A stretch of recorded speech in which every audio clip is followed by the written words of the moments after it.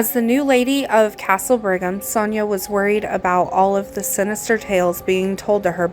Legends from past centuries of torture chambers, dismemberments, and peasants bricked into walls, never to be seen again. Legendary John Sage, a torturer appointed by King Edward himself in the year 1297, was at the base of some of the legends.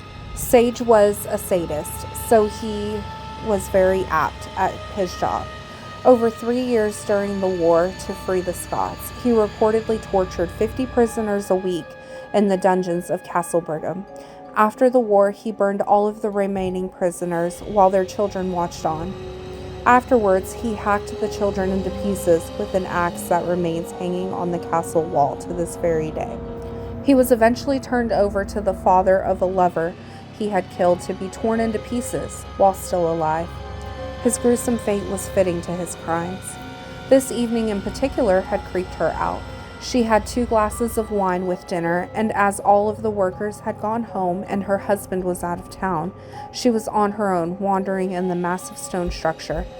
Whispered stories of blood-soaked stone walls echoed in her head.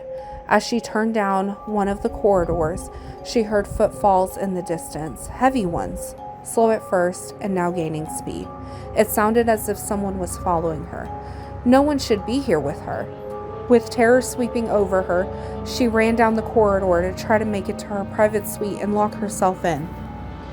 As she rounded the corner to her suite, she managed to look behind her. She saw no one. However, she did hear another noise, a metallic scraping that mimicked the sounds of something heavy being dragged along the stone floors. Locking herself in her room, she called for help with her cell phone. Being assured that someone was on the way to help her, she calmed just a bit. Suddenly, there were loud blows, along with other sounds of wood splintering at the heavy wood door, which was the only thing keeping whatever or whoever this was away from Sonia.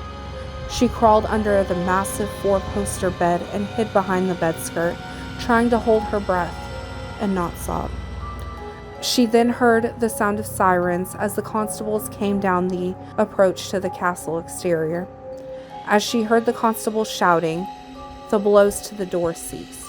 Once the constables were at her door, she felt safe enough to emerge from her room to approach them. Whatever it was gone. It did, however, leave something behind. The axe used to mutilate the children of Scots over 700 years ago was leaning on the wall next to the door, and Sonia would never feel safe here again.